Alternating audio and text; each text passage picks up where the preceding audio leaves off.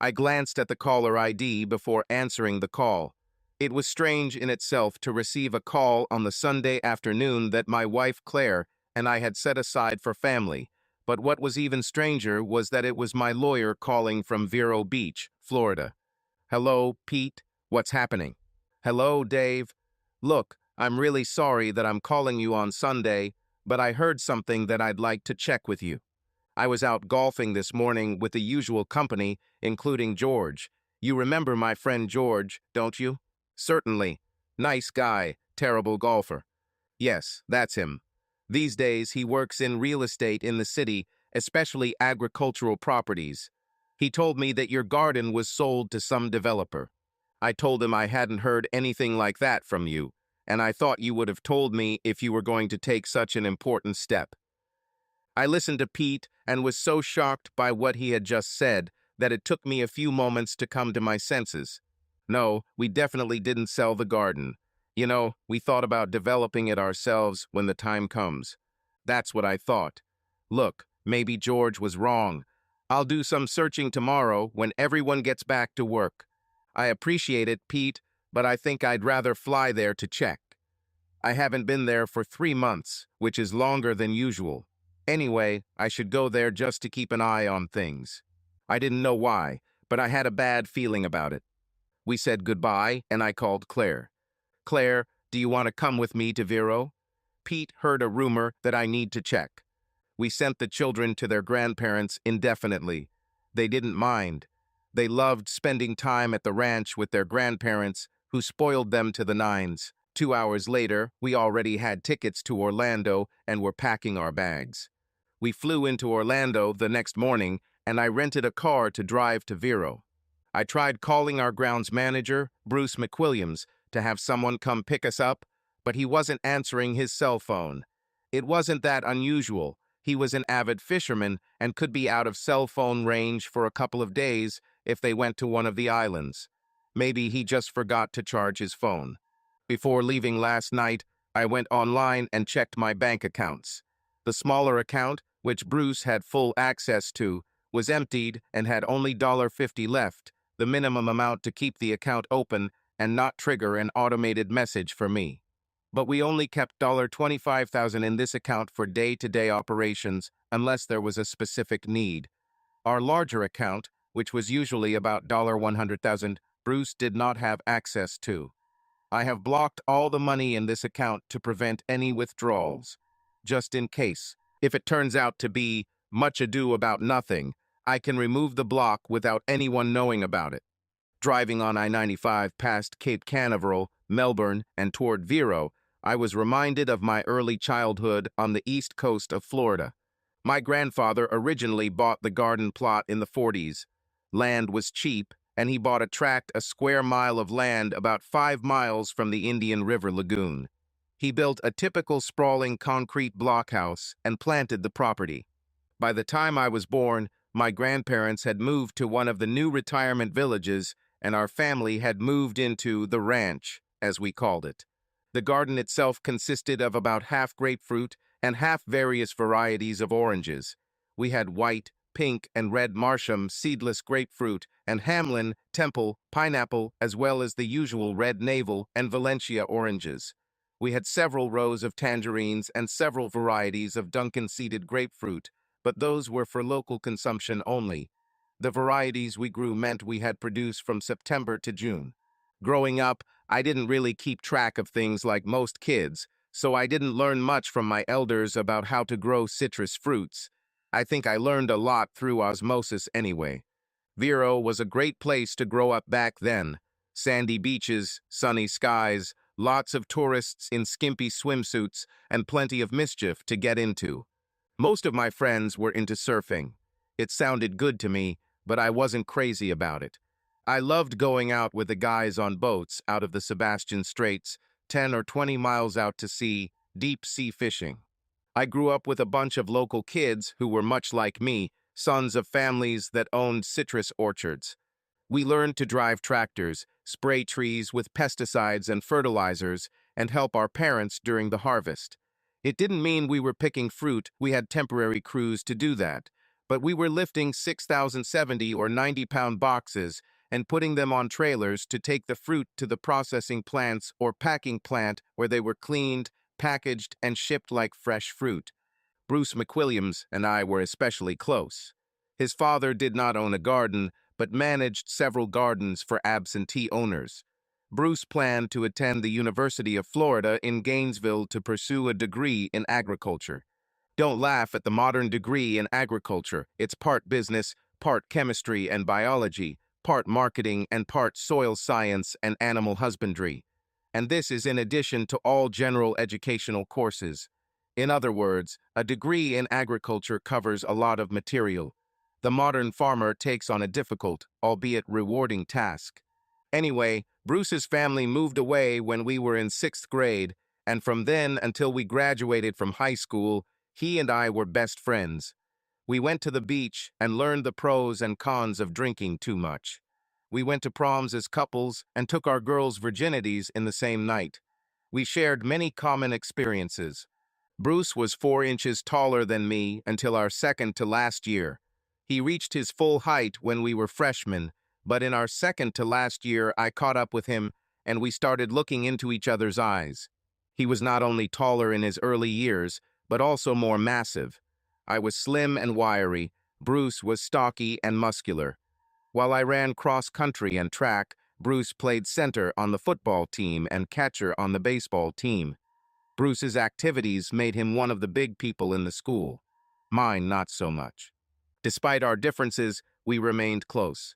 The third member of our little company, Pete Andrews, has joined us.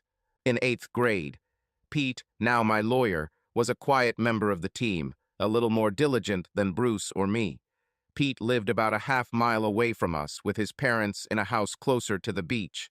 He was an only child, and all he ever wanted was to be like his father, who was a lawyer.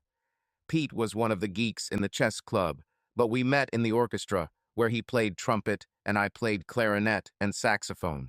He soon joined Bruce and I, having fun and getting into trouble that would get us arrested today, but was considered normal teenage behavior back then.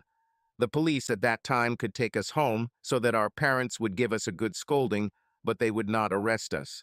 Of course, we didn't rob stores or shoot people, catch a little alligator and put it in the pool in front of City Hall. Yes, we could be the culprits of this. My time at Vero came to an end, however, at the end of our final year at school. The garden was developed and running smoothly, so the family hired Bruce's father to manage the garden. Part of his compensation was that the McWilliams family lived rent-free in a house on the property. He continued to manage other gardens so that he had a profitable small business. My mom and dad still came into town at least 6 or 8 times a year for a week or more, keeping an eye on things and still enjoying their friends and the area. In fact, they bought a house on the beach nearby because they stayed there so often. I later used this beach house when I returned to the city. My wife and I moved there after our wedding, using it as a second home. Claire loved the place and had her own circle of friends in town with whom she played tennis and socialized at the country club when we were in the area.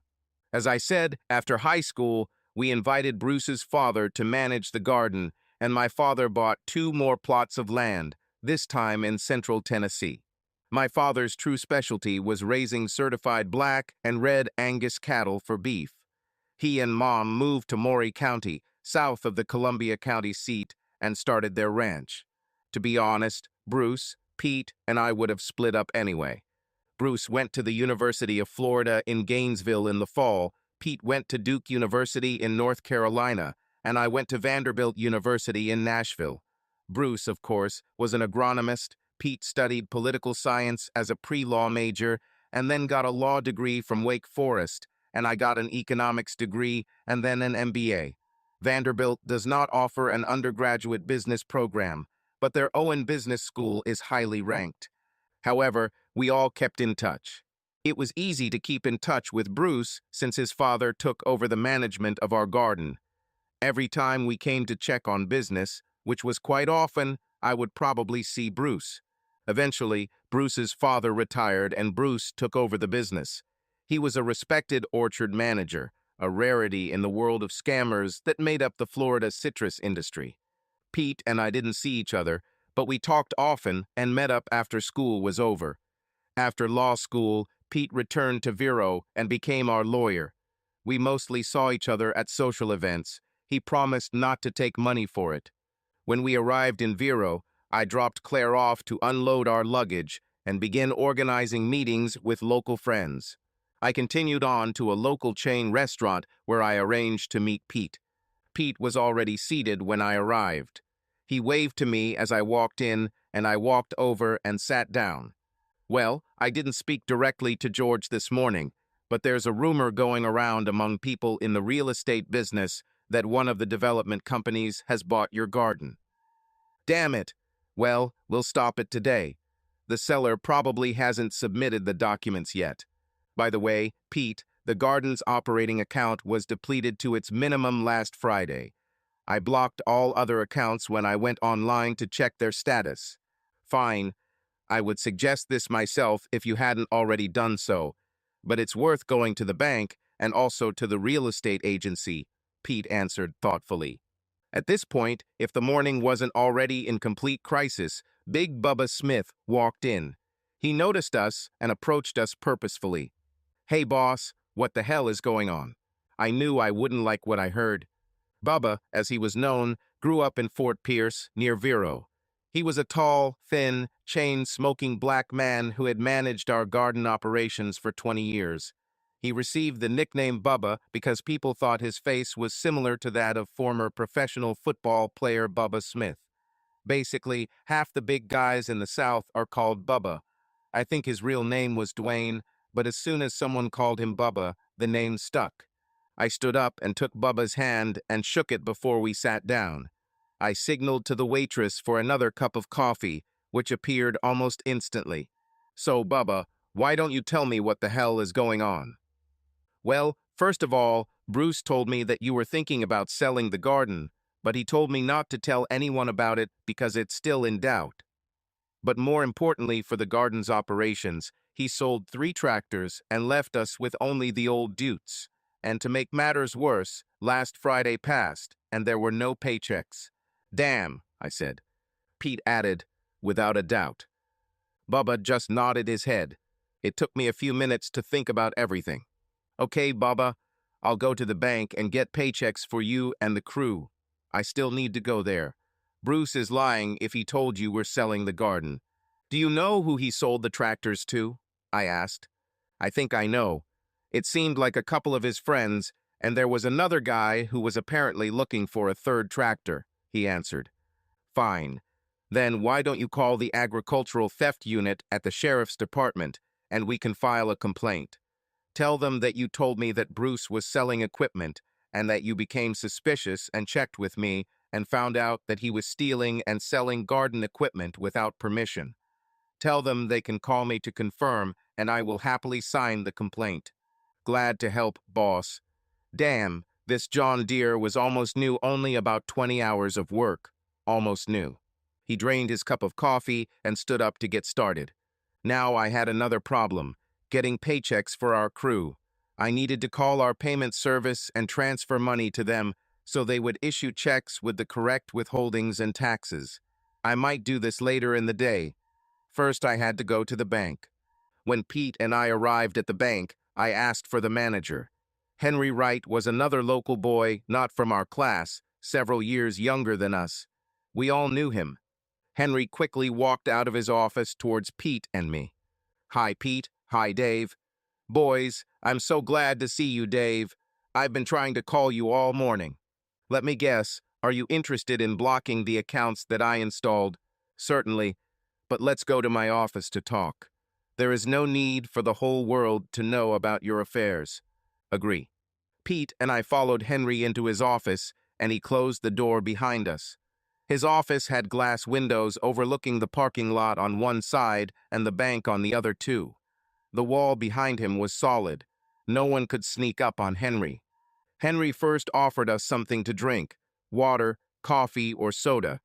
We told him that we had just eaten and didn't need drinks yet. Can I talk about your accounts in front of Pete? Henry asked for confirmation. Certainly. He is our lawyer here in town and is helping me understand the situation. Cold. For starters, Bruce came in last Friday and withdrew all but the minimum required to maintain an account for your operating needs. He has the right to sign on this account and has the right to do so. I asked the cashier after he made the withdrawal if he said anything about what he was going to use the money for, just out of curiosity and not because I was concerned. She said he didn't say anything about it, but was friendly as usual, although he seemed to be in a hurry. And then this morning he came with a power of attorney signed by you and wanted to make another large withdrawal from your main account, which he doesn't have access to. June, the same cashier who saw him on Friday, told him she didn't have the authority to handle the transaction and asked me to look into it. I looked at the account and saw that you blocked it last night. But I didn't mention this to Bruce. Instead, I asked to see the power of attorney document. He didn't blink an eye. He gave me a notarized copy of what he called a power of attorney giving him access to the account. He said that you and he are doing preliminary assessments to develop your garden for sale to a construction company, and that this will require outside consultants and testing to check compliance with state and county requirements. If so, he implied that you would begin running water and electrical lines to the site. His explanation was not unrealistic, but I knew that you gained access to the accounts and blocked them. I told him that I needed to make several copies of the power of attorney. He seemed a little hesitant about it, but I told him I couldn't proceed unless I got a copy. I will return the original to him as soon as the copies are made. He gave it to me, and I asked June to make a couple of copies, and after she was done, I gave him the original back. I think he expected that this would be the end of it, and he would be able to draw a conclusion immediately. I explained to him that, like the cashier, I was unsure of how to conduct a power of attorney transaction and needed to call the main office to have someone explain the details to me. Then, I said, he could return in the afternoon to complete the operation. By that time, I was already somewhat suspicious, and after he left, I took out the signature cards that I saw you sign in person. When I compared your signature on the card, two things struck me. The signature on the purported power of attorney looked like someone had traced it from another document.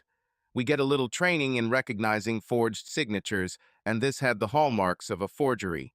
The letters weren't written in long, flowing lines, and there were small places where the letters didn't line up correctly, as if someone had copied one letter at a time. But the real confirmation was what I remembered when I saw the original signature card. Your signature included your middle name, but this document only had your first and last name. You're right, Henry, and very observant. I have always used my middle name on legal documents. Right, Pete? My middle name was Wellborn, after my old family name on my mother's side. I've never used it for anything but legal documents, so other than Pete and my family, not a lot of people knew about it. At that moment, I looked to the left, through the window, into the parking lot, and saw what I thought was Bruce's truck. He had a 2-year-old Chevy 2504 X4 with a special silver metallic paint that made it easily recognizable. He seemed to slow down in the parking lot until he was behind Pete's car, and upon seeing Pete's license plate, Law Pitbull, he took off like a hare. I stood up abruptly. Son, it was Bruce, right now in the parking lot. I ran out of Henry's office through the main doors and into the parking lot, quickly followed by Pete and Henry, but all we could see was Bruce's truck running away. Well, I turned to Henry and said, the good news is that I don't think he's coming back anytime soon. Pete agreed. Yes, I think he realized that his scam with the bank had failed. Pete looked at me curiously. Out of pure curiosity, what would you do if you caught him? I thought for a second. I would keep him here until you call the police and arrest him. You understand, Pete replied, that at the moment we have nothing to arrest him for. He had the power to withdraw money from the transaction account, and his other potential crimes that we know about are based on hearsay. Plus, he still outweighs you by 50 pounds. He also has a local reputation as a bully. You could get hurt if you tried to physically restrain him. I looked at Pete and smiled. You're probably right. At that moment, Pete's phone rang with the characteristic Perry Mason melody. He turned to Henry and me, asking permission to leave. While he was on the phone, I said goodbye to Henry and waited for Pete to finish the call. Pete hung up and turned to me. It was George. He told me which real estate agency and agent sold your garden and who bought it. It was the agency of Andy Lopez and Associates, and the recording agent was Andy's daughter, Estella. And guess who the buyer was? I shrugged. Indian River Land Developers. Jake Stearns. Son, he's approached us, what, 3 times in the last 2 years? 4 times, actually, Pete corrected me. So, what's the plan now? I asked. I think I should go back to my office and start writing letters. First, a letter that will be sent by registered mail and also by email to Bruce informing him of his resignation from management of the garden. Then a letter to Andy Lopez informing him that the sale of the garden land was carried out under false pretenses, demanding the immediate reversal of all actions related to it, and a third letter that we can forward send to all other interested parties who have previously dealt with Bruce, letting them know that they will be paid, and if they are customers, that they will still be sending their checks to our garden address. You need to go home and make sure all the credit cards are canceled, although he's probably already maxed out, and sort out the paychecks. Oh, employees. Okay, Pete, call me later with any news that comes up. Agreed. Paying wages to the garden crew was not that difficult. We only had 5 full-time employees, Bubba, 2 other men who performed various garden maintenance duties, and 2 women who did financial and production accounting, that is, counting the boxes of fruit sold, who they were sold to, how much we paid the temporary crews, working in gardens, and things like that. I called the payroll service and transferred the necessary money from the freelance account, and they took care of the rest. I knew it had to be done quickly since most farm workers lived paycheck to paycheck. Our people were better off than many, but they still needed a stable cash flow. I made sure that they were provided for, and in return they showed amazing loyalty to us. I opened my laptop and saw that Pete had sent me draft letters that he was going to send for approval. I approved them and Pete sent them out, officially severing our relationship with Bruce McWilliams' management firm and notifying the realtors to stop the deceptive sale. A final letter outlining our position could be sent to all interested parties who have previously dealt with Bruce, notifying them that they will be paid and, if they are customers, that they will still be sending their checks to our garden address. We only had 1 garden credit card, and as Pete predicted, it was maxed out. I stopped the possibility of additional withdrawals, but this was after the horse escaped from the barn. Luckily, the card had a limited credit limit as well as a daily maximum for cash withdrawals. Maybe I can give something back. Urgent matters were completed. Claire left me a message that she was having dinner with a few of her friends from the club and that I was on my own for dinner. Since I had a few hours to spare, I grabbed a glass, put a large ice cube in it, and went to the liquor cabinet to pour myself a shot of Scapa, a single malt Scotch whiskey from Scotland's northernmost island's Orkney that was so light that its taste exploded in my mouth, awakening all my taste buds. He always seemed to inspire my thoughts. Sitting in my reclining chair, I leaned back and thought about how Bruce and I grew up together. For a long time, we did everything together. We caught that 4-foot alligator and put him in the reflecting pool in front of City Hall. Another time, we added detergent and some dye to the fountain in front of one of the upscale hotels on the Barrier Island. Both places installed security cameras after that, so our fountain fun stopped. Sometimes we would sneak into the garden and start one of the tractors or other equipment and move it from place to place. We never damaged them or took them out of the garden because that would have been stealing, not naughty, so we set a boundary for ourselves. It was with Bruce that I first tried alcohol, my first cigarette. I was with Bruce the first time I got drunk and smoked a joint. I learned a few lessons from those first times. After I vomited everything that was in my stomach, the next day my father dragged me out of bed and made me work in the garden all day. I limited my drinking after that.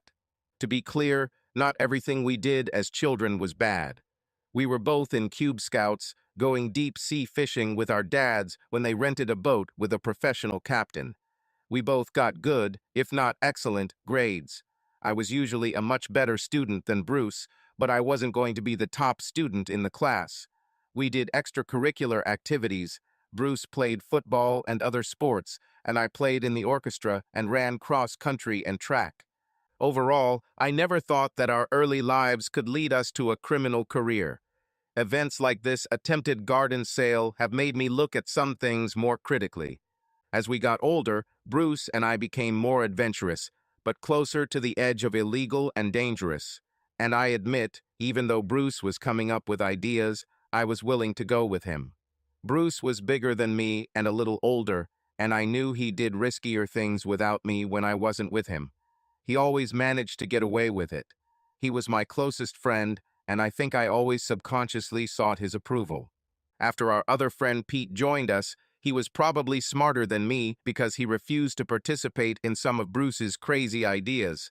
He told us that his goal was to become a lawyer and that people, even minors, with criminal records would have a hard time getting into a prestigious law school. We accepted it and didn't blame him.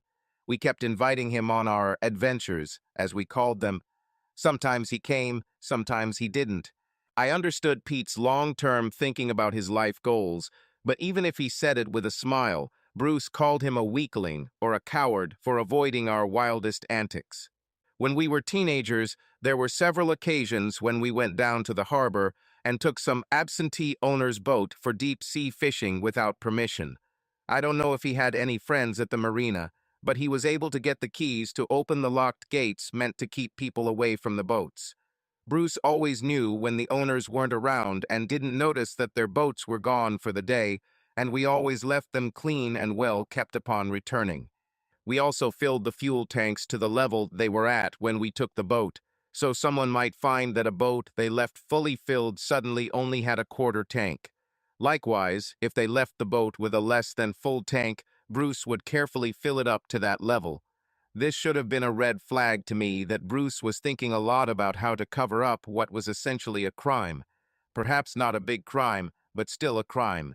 Worse, I thought, there were times when Bruce had things that I suspected might have been taken from boats in the harbor. One day, we were on Bruce's father's boat, and Bruce suddenly had binoculars that I had never seen before.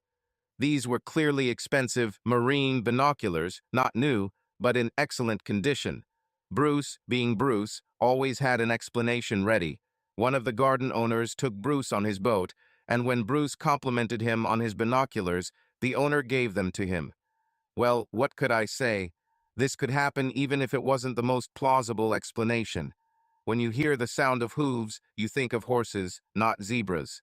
Another time I witnessed Bruce selling a gun I had never seen before to a known lowlife guy from Fort Pierce.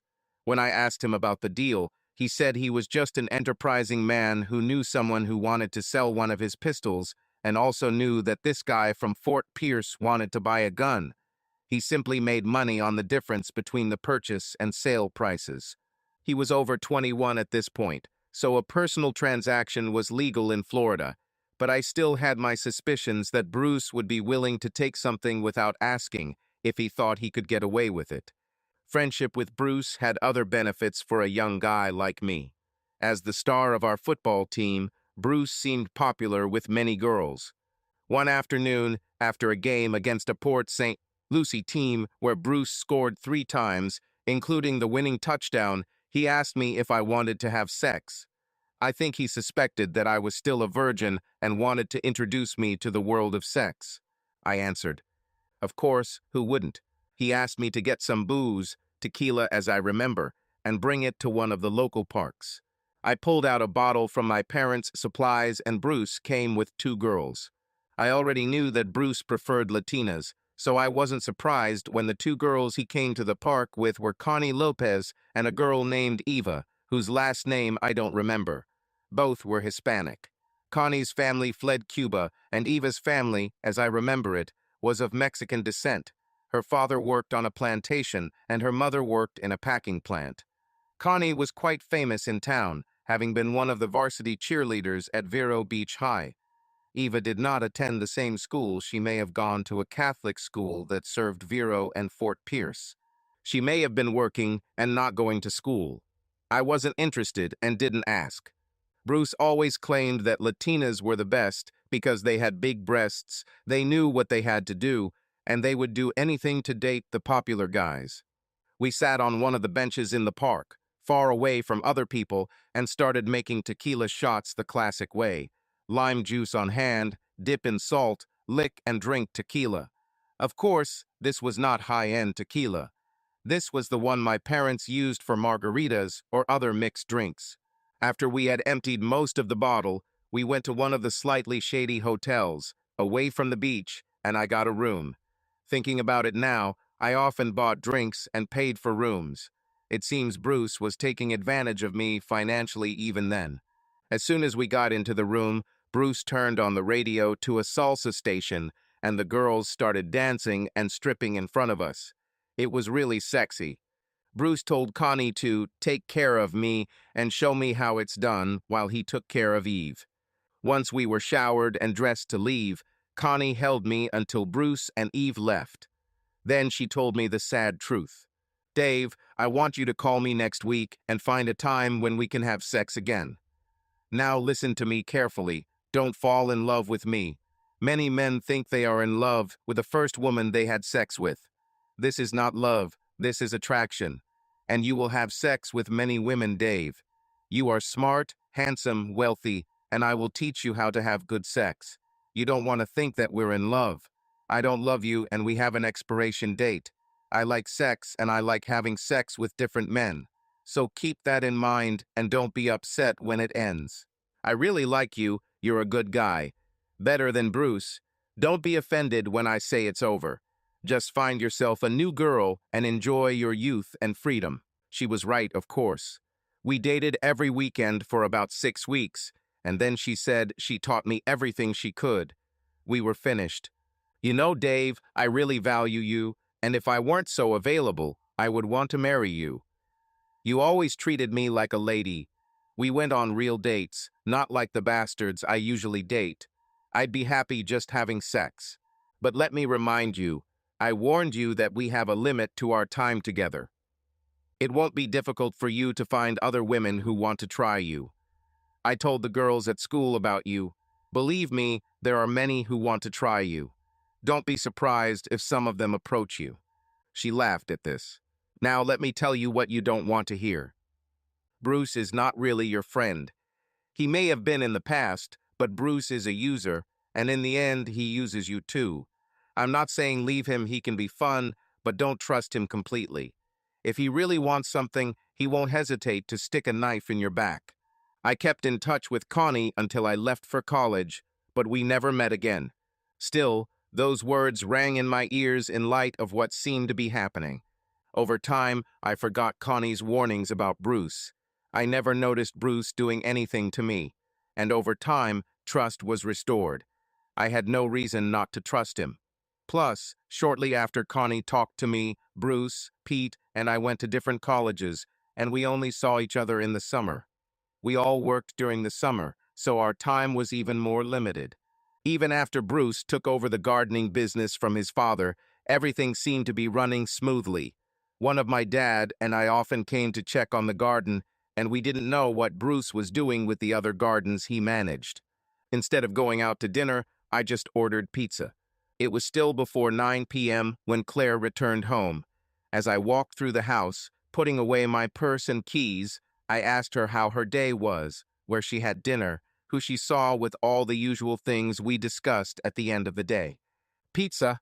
I think my dinner was more interesting," she said with a smile. I was sure she was right. Then she came and sat on the couch next to me and asked the big question. "Well?" I hesitated for a moment before answering her. "I think Bruce will end up in jail this time." My wife Claire was not from Vero Beach. She came from Southern California, south of Los Angeles, from Orange County.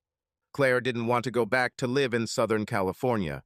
Too many crazy laws, too many rules, too high taxes, all together made California a much less attractive state. It's still a beautiful state with beautiful beaches and great wine, mountains for skiing and hiking, and several wonderful national parks. Overall, a good place to visit, but no longer a place where you want to live. Middle Tennessee was perfect for her. I guess I'm lucky to have her. She came to Vanderbilt University to study. We met, started dating, fell in love, and eventually got married. But she didn't know all the people I grew up with. She knew Bruce and his wife from our frequent trips to Vero. What did he do to get arrested? She asked. That's the problem. I think he stole about $25,000 from the plantation's checking account and used it for his own purposes. I think it's called theft, but it's complicated by the fact that he had legal access to this money while it was being used for the plantation. Something else he seems to have done, and we'll know for sure in a couple of days, is that he sold the plantation's farm equipment to his friends who own other plantations. We think so, but perhaps they can claim that he simply lent them the equipment for some legitimate reason. The sheriff's department is looking into it now. He then misrepresented his position by claiming that he had power of attorney to act on my behalf and forged documents to that effect.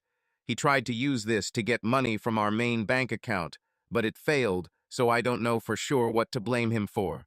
Attempted theft, fraud. The most important thing is selling our plantation, and we need more information on how he did it.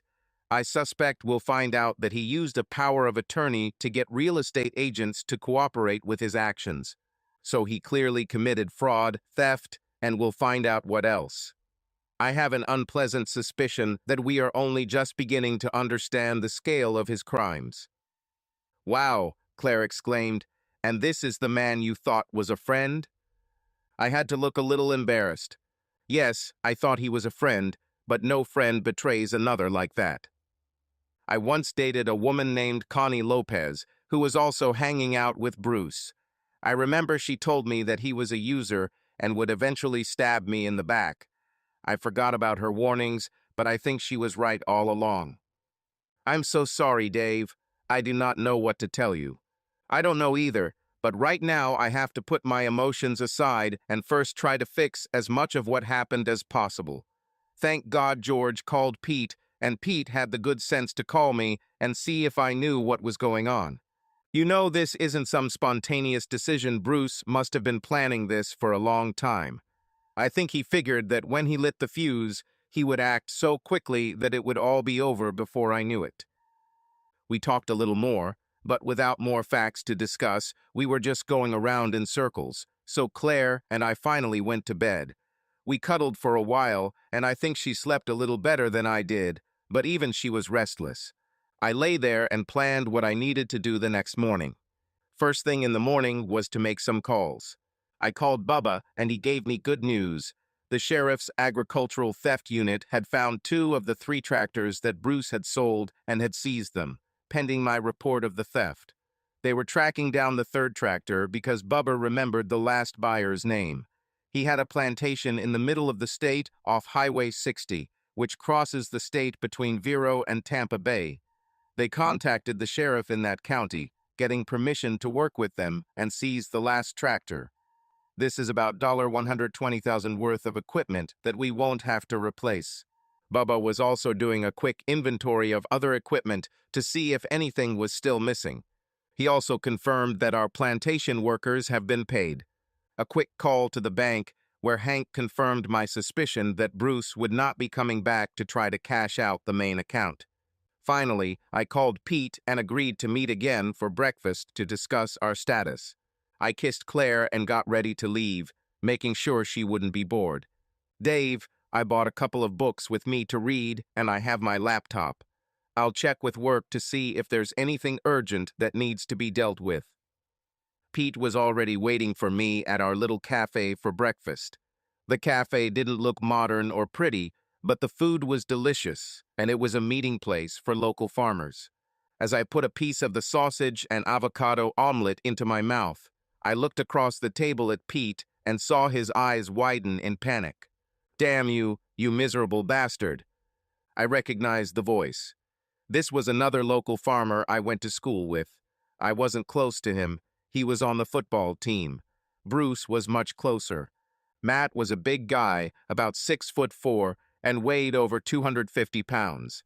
Maybe even 275 these days, and he was strong. Back in high school, he could lift more than anyone on the football team, and there were big guys there. I didn't turn around, didn't react. I just talked to him. Hey, Matt, long time no see. What's got you so angry? Sit down and have a cup of coffee. I'll even pay. He sat down with us on Pete's side of the table so he could look me in the face. Pete looked clearly uncomfortable. You know what you did, he said, on the verge of screaming. The waitress, who knew us all, brought Matt a cup of coffee at that moment. Hot, bitter, and black. I really don't know, Matt. So why don't I tell you? I bought this John Deere tractor with a front loader from you, and the sheriff's people came and accused me of stealing it and seized it.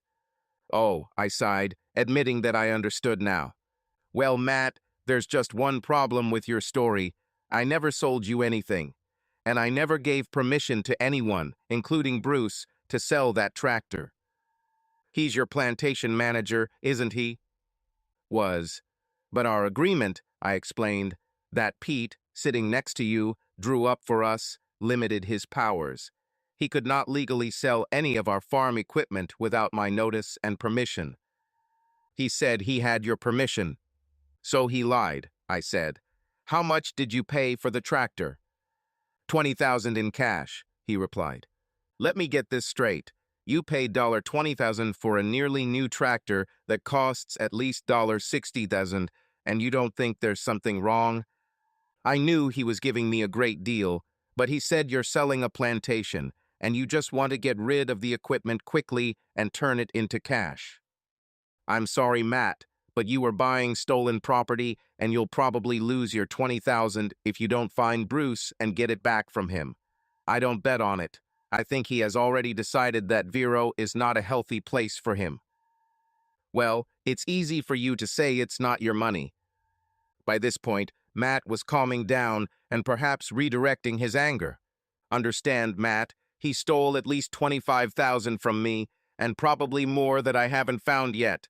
Bruce deceived all his old friends. Matt nodded his head. You know, Dave, he was a bit of a slimy guy back in high school.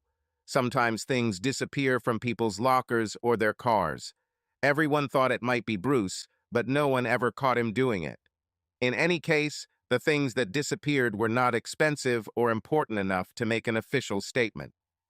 I know what you're talking about. I often saw him do something suspicious, but I could never prove it was wrong, and he always had a story ready.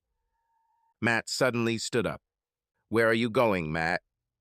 I'm going to look in a few places where Bruce might be hiding. The places where we hung out when we were young, got drunk, and had fun with women. Let me know if you find him. We exchanged phone numbers, and he promised he would let me know, but he didn't guarantee what condition Bruce would be in when I got there. Pete and I said goodbye as Matt left. Well, I asked Pete. I almost hope Matt doesn't find him.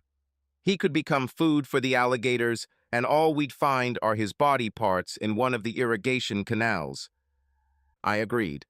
I was grateful to Pete for coming with me to sort out this complete mess that Bruce had created, but he was a lawyer, and although he was a friend, he charged money for his time. I wanted to make sure I was using him effectively and also not wasting his time. It made sense to ask, what do we do now, Pete? Should we file a formal complaint with the sheriff's department? Not quite yet, he replied. This is a serious enough crime that I want one of the assistant district attorneys to be there when we file our pleas. You understand that there will be several statements, don't you? Absolutely. You go make sure there are no additional problems at the plantation, and I'll call you when I make an appointment at the sheriff's department. There's something else I want to do, he added. I have a paralegal, Betty, who is tracking down the notary who signed the fake power of attorney. She's definitely involved in this scam. In fact, she may have helped Bruce create her. She may have seen more than one power of attorney, or if she is a lawyer herself, she may have access to templates to create them. Not that it was difficult. You can download templates online in 10 minutes. Anyway, I'm doing this because we need to include her in our statements. I thought that made sense. Okay, Pete, call me whenever you want me to come to the sheriff's office. I'll go and check the plantation. We separated for a while. I didn't tell Pete, but I was going to go to the old plantation house where Bruce's family lived to see if anyone was there. When I arrived at the plantation, Bubba got everything organized and running again. Luckily, it was too early in the year to harvest, so we mostly did the preparation. Bubba walked up to the rental car as I pulled up. "Hey, boss, when will we get our tractors back?" "Honestly, I don't know yet. Pete and I are going to go to the sheriff's office a little later and sign statements. I don't know how long they'll want to keep them before returning them to us." "Okay, we need them now. I was going to put the mower on the Kubota and cut the weeds again. I wanted to start with a row of Hamlins because those will be the first ones we'll be collecting." Hamlins were an early variety of oranges that were used entirely for juice. We talked about operational matters for about 15 minutes before I broached a sensitive topic. "Bubba, did you have time to inspect the plantation and find out if anything was missing?" "Of course, boss. I think we're missing about 50 of the 60 harvest boxes. I know we're keeping score, and that's the difference between our score at the end of last season and today." "Crap," I answered. Bubba simply nodded in agreement. The missing plastic crates had the name of the plantation burned into them so that no one else could use them to pick and ship citrus fruit for processing. This meant whoever stole them intended to melt them back into the original plastic raw material. One 60-box citrus box cost us a little more, $1.60 each new. The most anyone could get for its plastic contents was about $1.18 a box, a huge loss for us. But if they were stolen, that's $900 of easy money, and it would have cost us over $3,000 to replace. This fell into the category of grand theft. Although we prevented the fraudulent sale of the plantation, the losses piled up. The good news was that, if Bubba was right and nothing else was missing, we still had most of what we needed to keep the plantation running. Computers, business documents, and office equipment were still in the office. Bruce may have had his cell phone, paid for by our plantation, but I was willing to bet it was either lying in a ditch or left somewhere for anyone to pass by. Which reminds me, I need to turn off this phone. I didn't want to pay for calls to Central or South America, or some Caribbean islands. It took me about 5 minutes, and to my relief, it hasn't made any calls in the last week. Bubba changed the locks, both on the gate and in the office, to prevent late-night visits from five-finger discounters. My next visit could be difficult and even dangerous. I was heading through the plantation to the other side, where there was an old ranch house. This was the house where Bruce's family lived. I might find the house empty, or I might encounter Bruce armed with a pistol or shotgun. So I took my .45 and put it in the car, somewhere easy to reach. As I drove up to the house that my grandfather originally built, I felt a pang of nostalgia. The outside of the house still had the same general appearance as when my family lived there. The walls were made of concrete blocks, painted a light beige, with a roof that peaked in the middle and sloped on all sides to a covered porch that wrapped around most of the house. Upon closer inspection, one could see that all the windows were new, double-glazed with UV protection to prevent the full force of the sun from heating up the interior. This gave them a mirror-like appearance, which also meant I couldn't see movement inside the house. Inside, the home was completely remodeled and modernized 3 times, so there was a modern kitchen that was part of an open plan with no walls between the kitchen, dining room, and family room.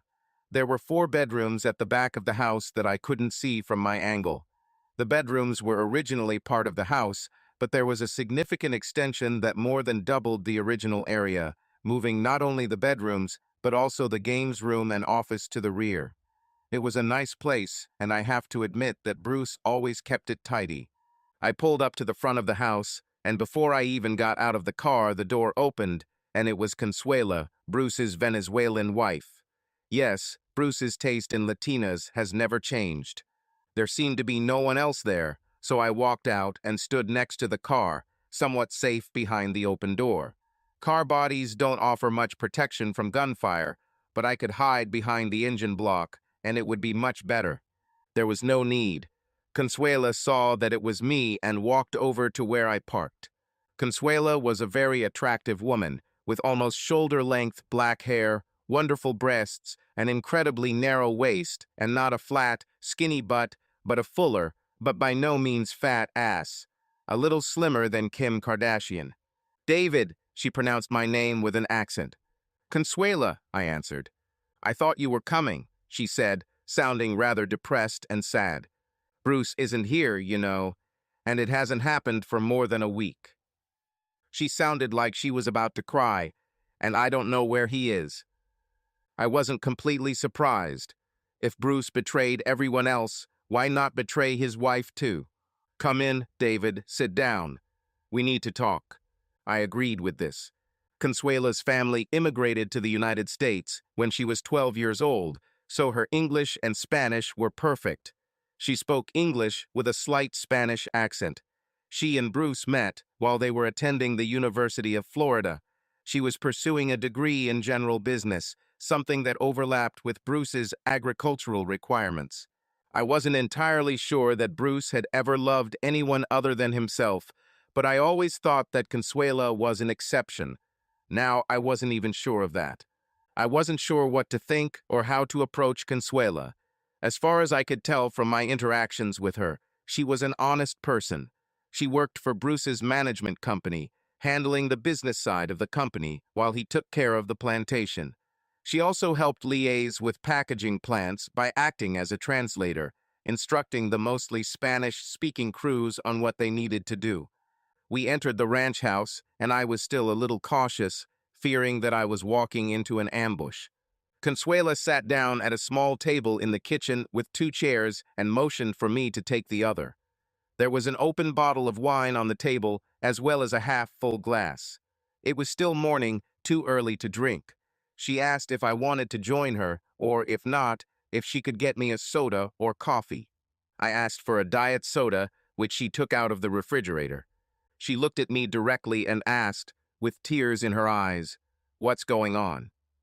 I looked back at her and said, "I don't know. Why don't you tell me?"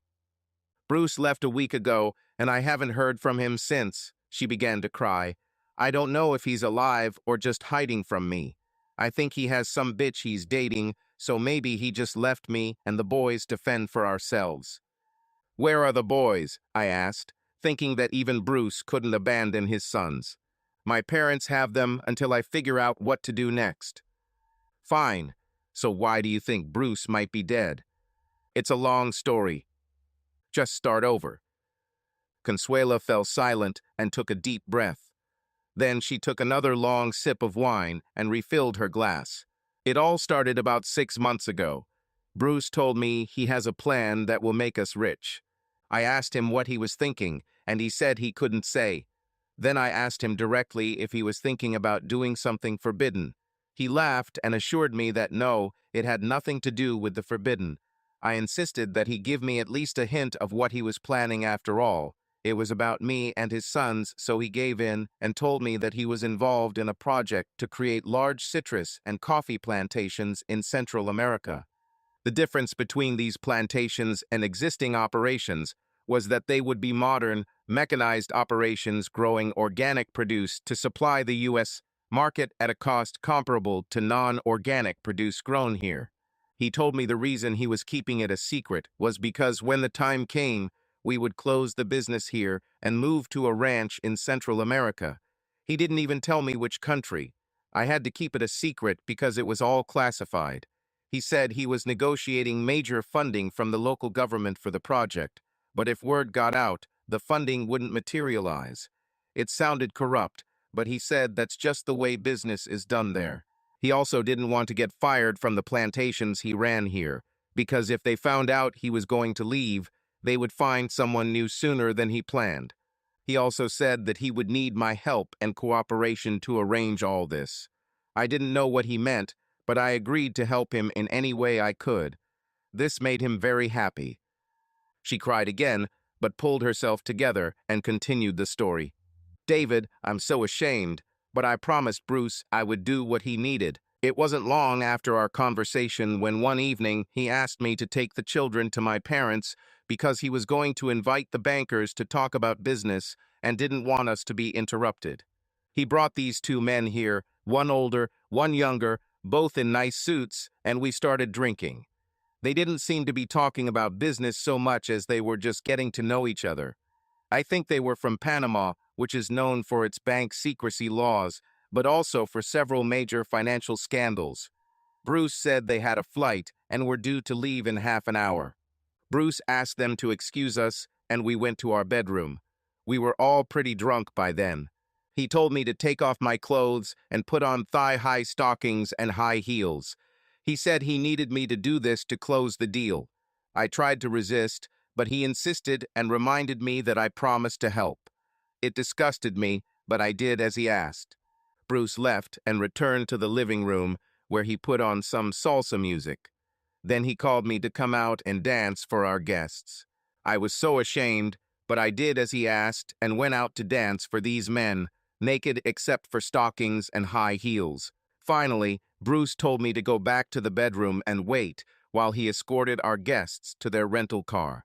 I could hear them talking, but I couldn't make out the words, but it seemed like they were agreeing on a time to return to the States. She took another sip of wine from her glass before speaking again. A distant look appeared in her eyes. 2 weeks later, Bruce told me the bankers would be back with documents for him to sign. I told him I didn't want to repeat what he made me do the first time. He said we really need to work with these people, and they are counting on me to be good to them again. We had a couple of drinks while waiting, and I still told him no. He finally insisted that I take a pill to calm down, as he said. I took the pill and my thoughts became a little foggy. He told me again that we would become rich if I just helped him. I finally said, okay, I'll help, right before a rental car with 2 guys pulled up. They walked up to the house and Bruce let them in. He told me to take off their jackets and hang them in the hallway closet. I did it. Then Bruce made us all mix drinks, something with tequila. We raised a toast to our future success. By then I was very relaxed and didn't worry about anything.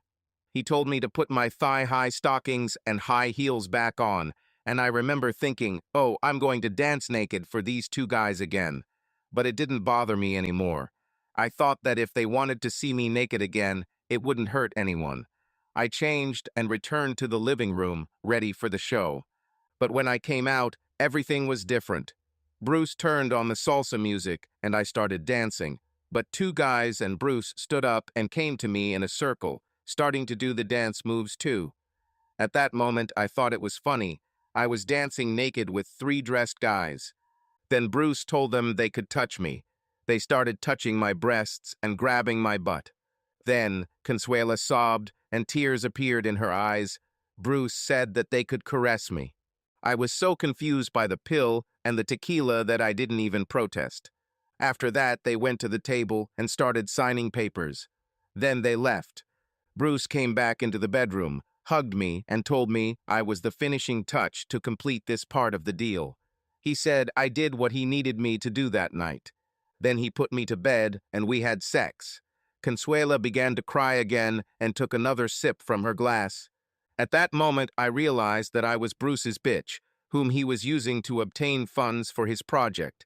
And he didn't even tell me what exactly he was doing. I think he lied to me when he said it wasn't substance-related. When I heard your car pull up, I expected it to be Bruce with more men that I would have to entertain. You know that we manage 4 different plantations here, yours and 3 others. Other owners are absent and only come here once or twice a year. I think they own the plantations as a tax deduction and only come here for vacation with their families, claiming it's a business trip. For the last 2 months, each of the remaining absentee owners has been coming to their plantations, each about 2 weeks later. Bruce would bring them here, and we'd have a drink, and he'd give me another pill to calm down. Then we all got naked and Bruce, and the other man had sex with me. I knew Bruce was using me as easy access to raise funds for his damn project. He was hinting that maybe you would come too, and maybe you and him could have a threesome with me, or maybe you could bring your wife and we could trade. He said it would be exciting to watch me and your wife have sex with each other. I've never done this with another woman. With you, perhaps I wouldn't mind too much, but with other men, they were old and nasty. Bruce is so slutty, she concluded.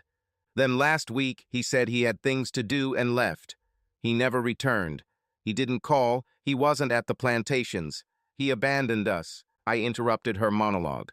He hinted to me that if I wanted to swap or have a threesome, we could do it. But I made it clear to him that Claire and I weren't interested. She nodded. I wasn't going to tell her what Bruce had done, but I wanted to warn her in general. As far as I know, Bruce is not involved in trafficking substances, but it appears he has done several things that could land him in serious legal trouble. So don't be surprised if people from the sheriff's department come talk to you. We have officially terminated the contract with Bruce's company to manage our plantation, so you will receive a letter about this in the next day or two. I saw a new round of panic in her eyes. This house belongs to you, and we were allowed to live here while we managed your plantation. Are you going to kick me and the kids out now that you fired Bruce? Don't worry. We may have to relocate you eventually, but if you're telling the truth and weren't involved in Bruce's latest actions, we'll take care of you and the boys one way or another. A couple more things. Do you have my phone number? She checked her phone and she had it. Okay, if Bruce shows up, call me. And one more thing. Has Bruce ever mentioned the name of that woman you think he's dating? No, she replied, but I think she's from Central America, perhaps from Costa Rica. Well, call me if you find anything else. Consuela stood up and hugged me. Thank you, David. You are one of the good men in this world. As Dave walked back through the plantation, no more than 2 minutes had passed when his cell phone rang. He looked at the screen and saw that Pete was calling. Pete, what's going on? Let's go to the sheriff's department. Teresa De Silva, one of the assistant district attorneys, is going to meet with us when we file charges. I'll be there in a minute. It took Dave about 15 minutes to get to the sheriff's office, and Pete was already standing outside, waiting for him. Almost immediately, an official car pulled up and a woman of about 35 got out. Teresa, meet Dave Stevens. Dave, meet Teresa De Silva, one of the assistant district attorneys. We shook hands and exchanged pleasantries. Teresa is here at my request to keep the prosecutors on the same page, because there will be a lot of crimes and probably a lot of people that will be charged. Pete assured me that she is competent and tough on crime, the assistant district attorney told me. So it was a good idea to get her involved from the start. We then entered the sheriff's office together, where we were ushered into a conference room to lay out our charges against Bruce and currently unknown individuals for a number of crimes. Sheriff's deputies had already filed paperwork regarding the theft and fraudulent sale of farm equipment based on Bubba's statement. They had already seized 2 tractors sold locally, and a 3rd tractor was returning to Vero to be seized as evidence. Pete informed them that he had documentation proving that Bruce's powers were limited, and he could not sell anything other than fruit from the plantation without special permission. I asked how long it would take to get the tractors back, and was told it would take a couple of days to confirm our ownership, record all the details, numbers, and so on found on the tractors, and finally have a forensic scientist come to do the full set of photos as evidence. The deputy told me that some of the tractor buyers were considering filing a lawsuit against me to recover what they paid Bruce for the tractors. Sheriff's deputies on the scene told them they were considering arresting them for receiving stolen property, since it was obvious they only paid a fraction of what it was worth. I think that stopped talk of suing me. They'll just have to accept that they paid Bruce. They have the option to file a complaint against Bruce for theft by deception. As for Bruce's actions at the bank, we could not charge him with theft for emptying the transaction account because he had the right to access that money. I could, I was told, later file a civil claim against him for a refund. I couldn't hold my breath waiting for this. They could accuse him of fraud and attempting to steal money from the main account using a false power of attorney. Finally, there was theft by selling the plantation. It was a little more complicated as to what charges would apply since we were preventing the actual transfer of the plantation, but preventing theft in the process does not erase the fact of the attempt. This ended our initial session, although we made it clear to the deputy that if we found additional crimes, we would return. De Silva thanked us for the information and suggested that when the documents reach the prosecutor's office from the sheriff, they will likely add a few additional charges. Then she returned to the office. I had a feeling that it didn't matter what charges were brought because Bruce wasn't going to wait around to be arrested. I expected him to sell his truck and cover his tracks while we ran around in circles figuring out exactly what he did. New identity, new location, hundreds or even thousands of miles away, he will disappear. Additionally, at this point, all of his crimes were property crimes, and they did not have as high a priority as other crimes such as murder, assault, or kidnapping. There won't be multi-layered all-point bulletins, or, even if there are, there won't be police briefings for the guys on the streets for more than a day or two. Unfortunately, there are too many other serious crimes. I followed Pete to our next stop, Andy Lopez's real estate agency, Properties by Andy. Both Pete and I met Andy at various events, although we were not friends, more like casual acquaintances. When we entered his office, we were greeted by a young, well-dressed woman, clearly a salesperson. She smiled, greeted us, and was only slightly disappointed to learn that we were not looking for real estate, but had come to Andy. Andy came out, and when he saw Pete, he rolled his eyes and said, "Pete, what a mess." "Sorry about that, Andy, but it was very good for you that we were able to prevent a fraudulent transaction." "Yes, you are right. Let's go to my office. Would you like to get coffee?" We agreed, and he called the young agent who was in the room. "Carolyn, can you bring 3 coffees and a tray to my office?" We sat down and chatted for a bit. Andy asked Pete about the family and vice versa. He asked me about my family since we no longer lived in Vero. I told him about Claire and the kids. Carolyn brought a cart with 3 coffee mugs and all the accessories.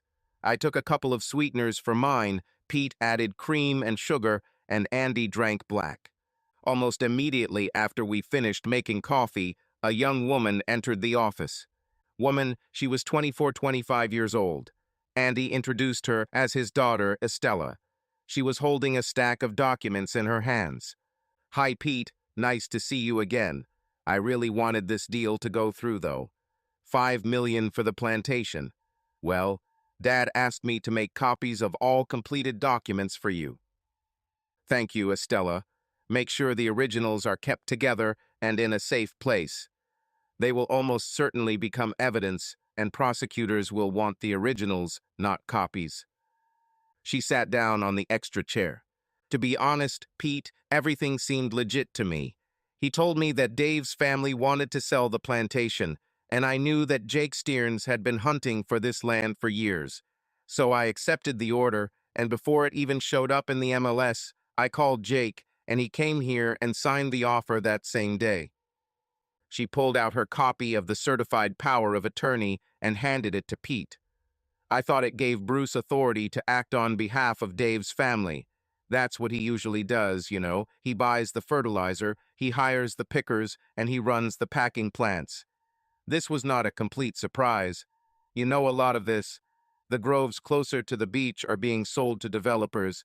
I think 3 have been sold in the last 6 months alone."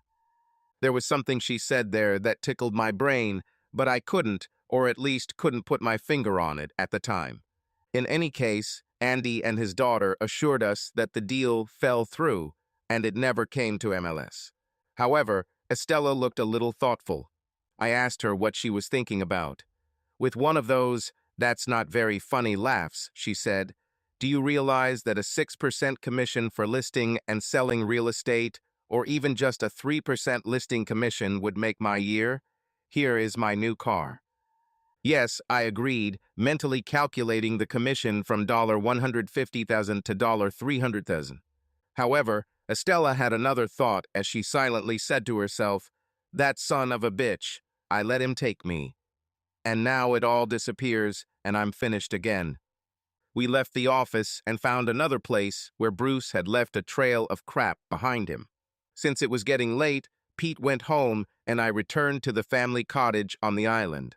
There I found Claire waiting for me. "Fine?" she asked. "Well," I replied, "we are correcting the situation as best we can. but I think we don't have $25,000, or more accurately, $24 to 950 from the transaction account because he had legal access to it.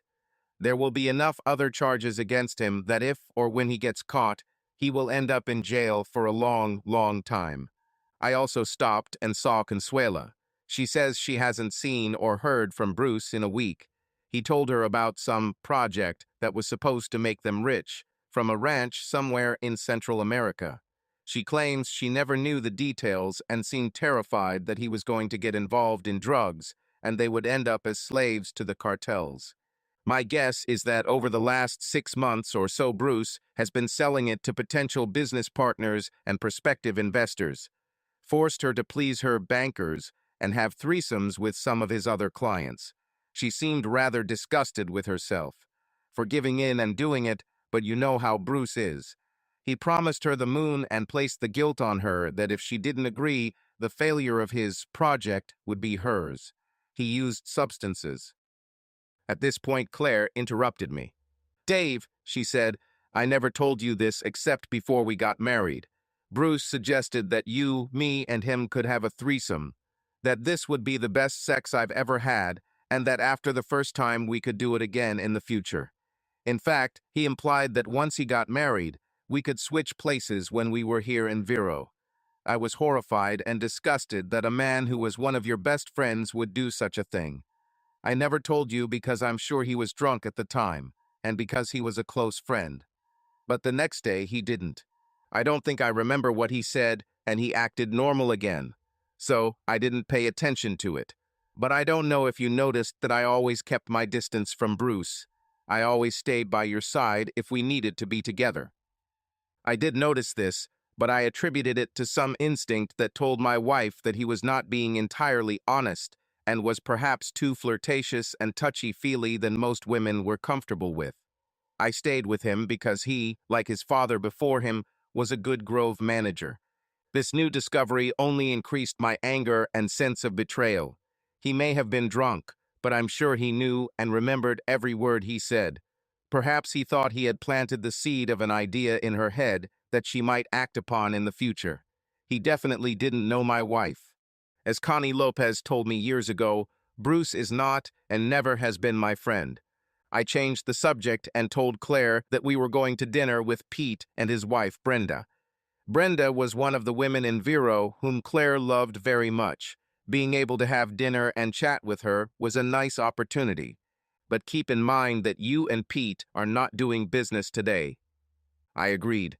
We kept that promise. Pete told me Brenda had gotten the same promise from him, and we had a nice dinner together at one of the great seafood restaurants. So close to the ocean, the seafood was straight off the dock, as fresh as it could be, and the chefs had spent years perfecting their craft. I had to admire what they did. When I tried to cook seafood at home, I never did it so well. Like most of the year, it's warm in Florida, so we took a walk on the beach. At this time of year, the insects weren't too bad. The weather had cooled down from the summer heat, so it was nice to walk along the beach listening to the sound of the waves. For me, it brought back memories of my teenage years in Vero with friends. But like Jesus and George Washington, I had to deal with my Judas, my Benedict Arnold. Back at the beach house, Claire and I got ready for bed, and when I pulled back the sheets and saw a naked Claire waiting for me, I knew I was in for a good evening. We made love, and then I wanted to talk to Claire about Consuela. Claire, have you ever wanted a threesome or anything else that Consuela was forced to do? She smiled. Dave, let me take care of a couple of these things. I think we all have fantasies at times, but that's all, they are fantasies. First, I'll say this about women. I've had a few women hit on me for sex in my life, although not since we got married. I think I look too happy and too content with my life with you for them to even feel like trying. I tried to kiss another girl when I was, maybe 14. In the end, kissing another girl didn't appeal to me at all. We tried it once, and although she wanted to try it again, after the first kiss, I wasn't interested at all. Now about a threesome with another man, that's a little different. I suspect most women fantasize about it at some point in their lives, but their fantasies are not the same as men's. Then she turned to me. Did you ever have a threesome with Bruce when you were younger? Claire knew about some of the sexual adventures I had been involved in years before I met her. No, Bruce and I often had sex with our women in the same room, but it was for money. We only had enough money for one room, but we never had threesomes or swapped the women we were with. There have been a couple of times when one of us has stopped seeing a particular woman, then the other one may have courted her, but it wasn't a swap in the same room on the same night. If Bruce was having some kind of threesome at the time, they weren't with me. Claire paused briefly before moving on to a slightly different topic. Have you ever fantasized about a threesome? Of course, my threesome fantasies were always with two women. There were a couple of times in college when I thought I could get close to it, two women at the same time. But something always got in the way, and it never happened. You know how one of the drunk girls I was about to bring to my room started vomiting on herself, and the other girl, oh, that quickly stops any thoughts of sex. They both left me and went back to their room to wash up. I laughed remembering this. Have you ever thought about asking me to have sex with you and some other man? No. For many reasons, I just never imagined it. First of all, ever since I met you, I've been so obsessed and jealous of you that I would probably kill any man I found having sex with you. I'm just too possessive. And the second reason is that asking for sex with someone else, even if we never do it, would hurt your feelings and make you lose trust in me. I couldn't stand it. Well, at least you got the answer right, Claire said with a laugh. I thought for a moment. I think that's why Consuela feels so betrayed and abandoned right now.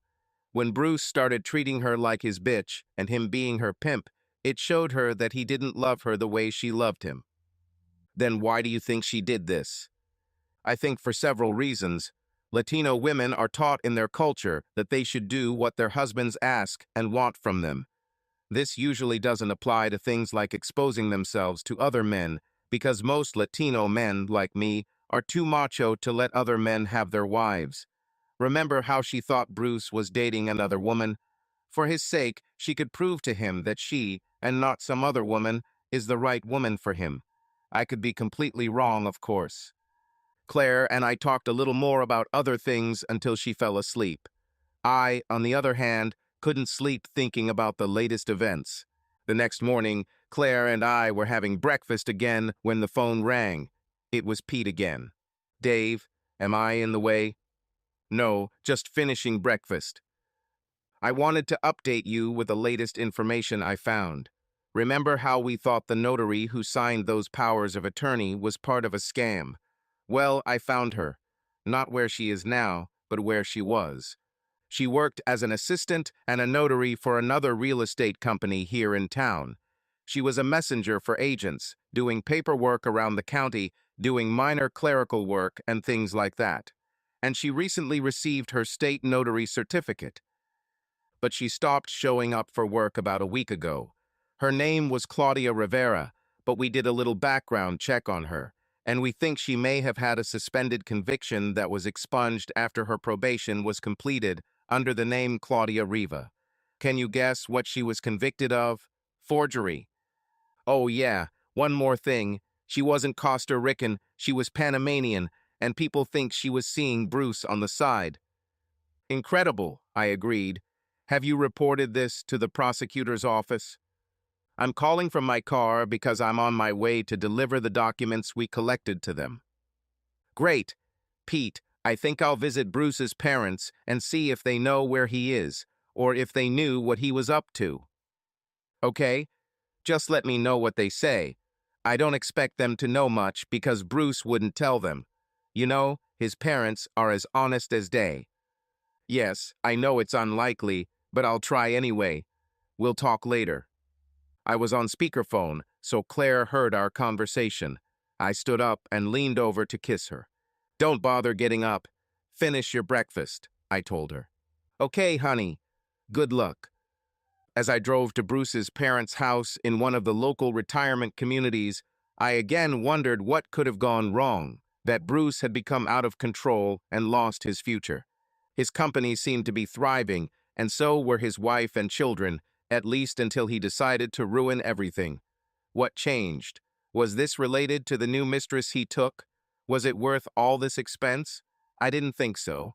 Bruce had never been faithful to one woman, and I didn't think that would change. Maybe someday I will meet her and understand what he saw in her. Although, most likely, I will see her in an orange prison jumpsuit. When I pulled up to the little house and parked in the driveway, Bruce's parents, Jim and Maggie, came out to greet me. The cottage was nice and built quite recently, about 10 years ago. It was probably new when they bought it, in this over 55 community. Maggie came up to me and hugged me tightly. "Dave, it's so nice to see you." Jim shook my hand and invited me inside. They offered me coffee and Maggie's homemade blueberry muffins. I declined, saying that I had just had breakfast before arriving. We chatted a bit. They asked about my parents, how they were doing, and how work was going on the ranch. And I asked about their life in the retirement village and whether they were enjoying being grandparents. After a while, they looked at me, knowing why I had come. "Dave, a deputy came by yesterday asking about Bruce's whereabouts, as he put it. We should have told him the same thing we told you.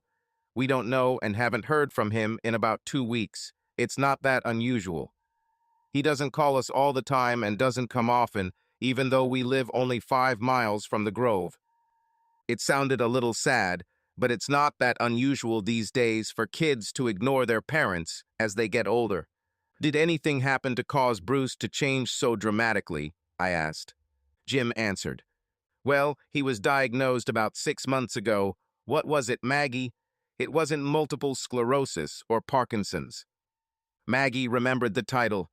"No, he was diagnosed with Lou Gehrig's disease, or ALS as it's called now, since no one remembers Lou Gehrig anymore." What could be said? "Oh, I'm so sorry to hear that." I knew little about ALS, but remembered that the course of the disease was usually 3 to 5 years, although with recent treatments it could last up to 10 years. This is a terrible condition when your body is destroyed before your eyes. You gradually lose the ability to eat and eventually breathe, and die from suffocation. I think knowing that the future would be so bleak might have untethered him from his moral compass. Although I wasn't sure Bruce was ever committed to what most of us consider the straight and narrow path. We talked a little about Bruce's condition, and one piece of the puzzle fell into place. His parents told me that about 6 weeks ago, he told them that he was going to start fulfilling his bucket list and that they might not hear from him often. When they asked what was on his bucket list, he started with a 2-week trip to Hawaii, maybe Fiji or Samoa, hunting brown bear in Alaska or lion in Africa, visiting places in Europe where he had never been. Nothing specific, just ideas at the time. His parents, who were about 75 years old and still in good physical condition, spoke of sadness that their child would die before them. They said they took comfort in the fact that they would still have Consuela and their grandchildren.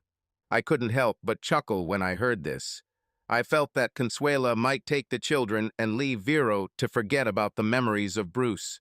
As I was leaving, Jim said to me, "You know, we didn't raise him like that. I would never do that. I would never steal from the people who entrusted me with their property and livelihood." "I know that, Jim. I've always considered you and Maggie to be paragons of decency. Thanks for talking to me. At least now I know what might have pushed him." As I got into my car, I noticed a message from the sheriff saying I could pick up my tractors.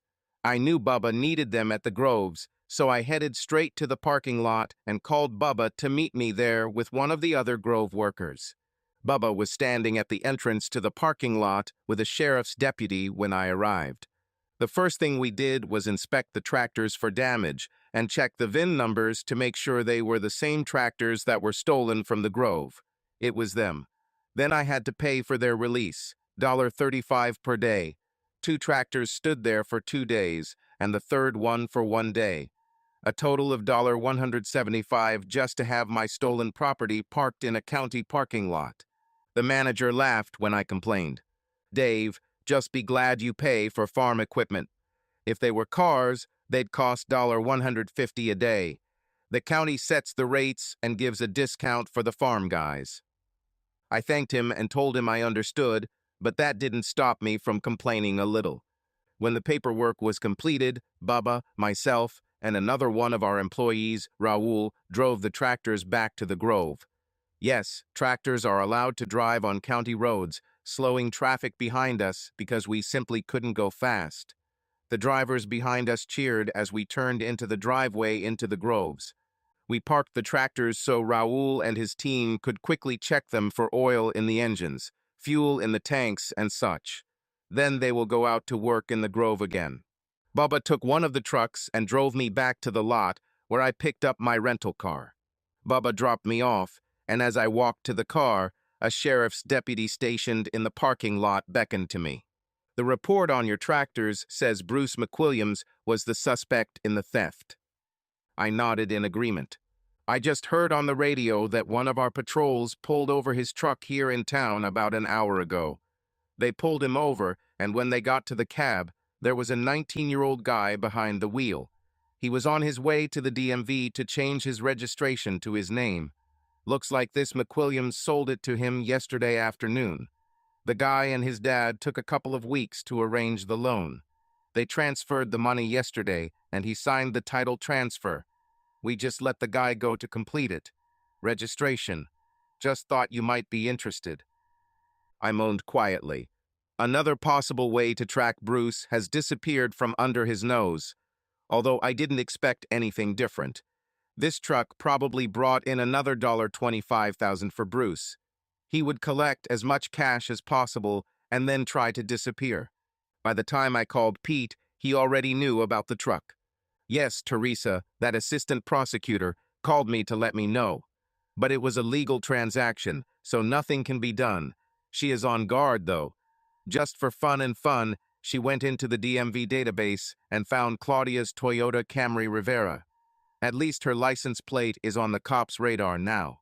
But her car is not like Bruce's truck, not like a flashing neon light. I think her car is a brown, four-door sedan.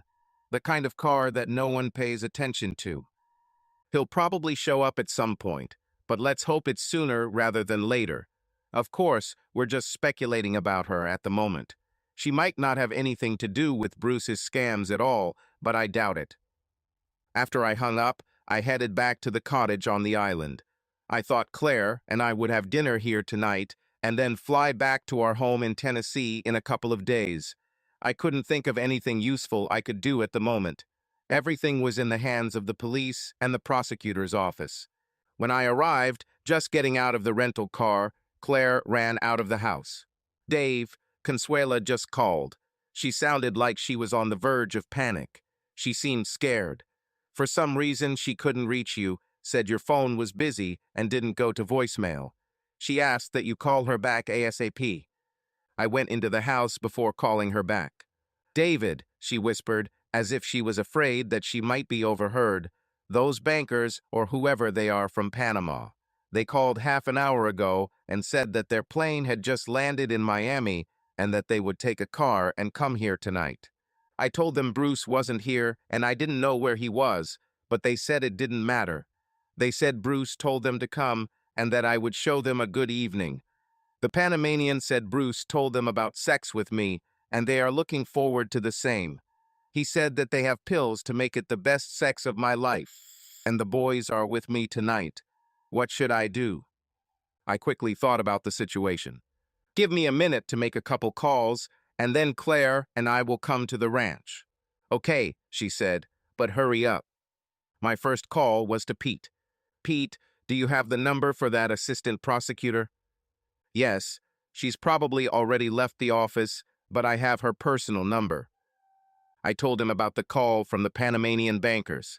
I think it would take them about 2 hours to get there from Miami, and that's what I'm proposing, but it would take someone with a little influence over the sheriff. I told Pete my plan, and he said he would contact Teresa, and they would be ready. Claire and I got back into the rental car and drove to the ranch.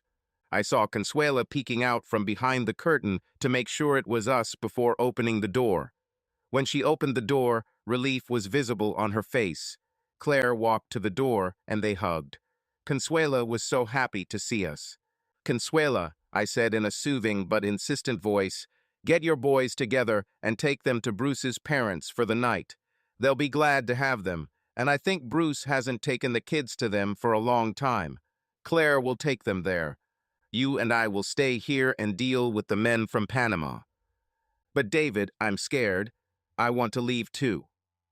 I quickly hugged her to calm her down. We won't be alone, and we need you to be here to identify these men as the ones who were here before. Don't worry, you will be safe. I pulled out my Walther PPQ-45 A45 AIC pistol with a 12-round magazine and one in the chamber for a total of 13 rounds if needed. I didn't expect to be needed. I tried to calm Consuela. I explained to her that I didn't think they would be here for at least an hour. I asked her to heat up the leftover ropa vieja we ate and gave her a shot of tequila to calm her nerves. I didn't drink myself because I wanted to be sober in case something went wrong. Then we turned on the TV at low volume. Almost an hour had passed since I thought it was when we heard a car approaching the house. I told Consuela what to do and how to behave. She was wearing casual clothes, nothing sexy. I locked the screen door and Consuela stood behind the locked door. I stood out of sight behind her and to the side, so that if necessary I could instantly be nearby. The men got out of the car. It was obvious that they had already had a drink before they arrived. Consuela shouted at them, "What do you want? What are you doing here?" "Hola, chica. Are you ready to party? Tonight we will have a fiesta together. We have pills for you. Let's make you very happy." "No, we won't have any fiesta. Get back in the car and go back to where you came from." They began to behave aggressively. "No, no, no. Bruce sold you to us for the night. You're our slut tonight. Don't worry, you'll still be ready for more sex in the morning." "Are you threatening me?" she asked. "I told you to leave. I won't be anyone's mess tonight or ever. Call the police if you want, but we're not leaving until we get what we want." "Are you threatening me?" she asked again. "I told you to leave or I'll call the police." "Pinch Policia," was the answer, when suddenly the lanterns surrounding them lit up. They tried to return to the car, but two Vero Beach patrol cars blocked their path. "This is the police. You are under arrest. Place your hands on your head. Do not make sudden movements or reach for anything." The Panamanians obeyed, as if they had done this before. They were soon ordered to kneel, then lie down on the ground. Within minutes, they were handcuffed while dogs and police searched their car. They had already admitted to having illegal drugs, which gave rise to a search.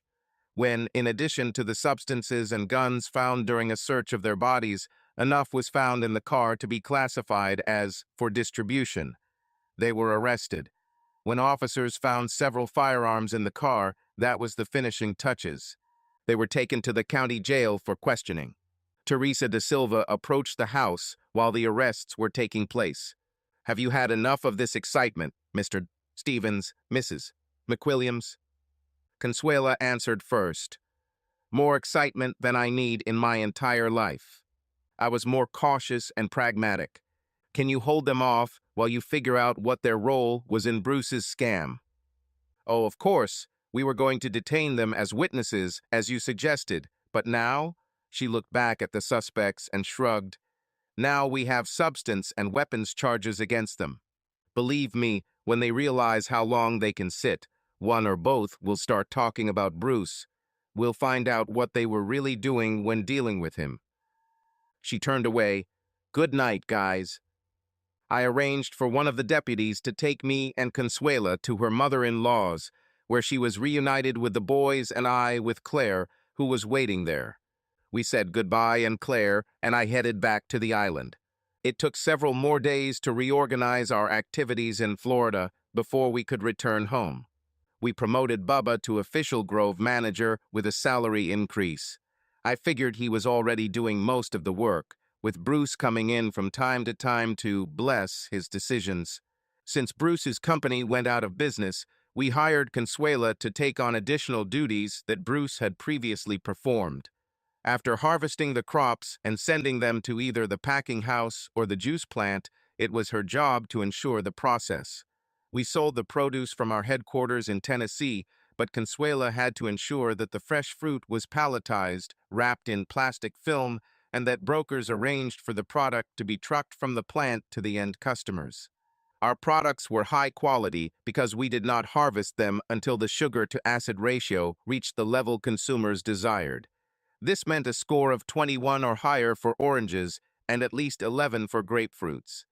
Bubba had to ensure that the fruit was not picked until it was completely ripe. This was a problem with Florida citrus, especially grapefruit. Another of her responsibilities was managing our pride and joy, our juice line. We no longer sold our juices wholesale. We had our own brand. We were considered a premium brand because not only was our juice NFC, but all the fruit was real Florida fruit, whereas our competitors added cheap fruit from Brazil, Mexico, or Central America to bulk up the juice. We sold our line of juices to high-end stores, many in New York and Washington, as well as upscale restaurant supplies. We also shipped a significant amount to our warehouse in Tennessee for sale throughout the state and surrounding states. We couldn't grow all the fruit we needed to produce juice in our own groves, so Consuela also had to source juice from other producers. We had several reliable suppliers who sold all their juice to us. By hiring Consuela for these tasks, we were also putting her under Claire's control, so I was out of the process and Claire knew there would be no flirting and Consuela knew I wouldn't treat her the way Bruce did. Back home, Claire and I went about our business. In addition to the groves, we processed produce from my father's ranch and a few select local farmers, and over the years began distributing fresh vegetables and berries grown on family farms in central Tennessee. Our employees did a good job in our absence, but there were always tasks that required our personal participation. However, that didn't mean we didn't hear more about Bruce and his antics. About 2 weeks after we returned home, Pete called again one morning to say that law enforcement had found Claudia Rivera's Toyota parked, presumably abandoned, in the long-term lot at Miami International Airport. She and Bruce, on a Panamanian passport and Bruce on an American one, took a commercial flight to the Dominican Republic. After that, their trace disappeared. No one expected to see them again in the USA. It later became known that Bruce was able to sell 3 other groves to his clients, developer Jake Stearns. The transactions were legal because his clients, being out-of-area owners with little involvement in the management of the groves, gave Bruce legal powers of attorney. They did this many years ago and never had a problem before. But several months passed before anyone thought to call the previous owners and ask if they really wanted to sell the groves. The only consolation was that 3 grove owners sued Stearns and locked up his money and land long enough for him to declare bankruptcy. However, the owners never got their money or groves back. In the end, Bruce stole less than $30,000 from us, including everything, but he walked away with millions from sales of other gloves. Trying to trace the money was nearly impossible. First, the money went to a bank in Panama. Yes, those scoundrels who came to the ranch and were still in Florida State Prison for drugs and weapons were indeed Panamanian bankers. They carried out their part of the scam. Then the money disappeared into accounts, first in Costa Rica, then it moved to the Cayman Islands, and who knows how many times the money was transferred from one place to another. But eventually the traces disappeared, leaving the former owners of the groves to cry over their lost possessions. They may have been able to claim some of the money back as a loss on their tax returns, but I don't know about that. I received a call from a gentleman in New Jersey who owned one of the groves, wondering if I had been able to obtain more information about Bruce's whereabouts. He also asked how it was that our grove escaped Bruce's illegal activities while others did not. I told him it was partly luck someone was gossiping with someone else. Plus, the fact that I grew up in Vero and a lot of people knew me. When something seemed strange, local friends would call me. He was very polite, but I felt a bad vibe, even over the phone, from him. He asked me to call him if I found any new information about Bruce.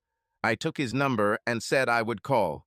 The former owners of the groves were not the only ones who kept their eyes open in search of Bruce. Nothing else happened for more than 2 years. Then I received a call from Consuela.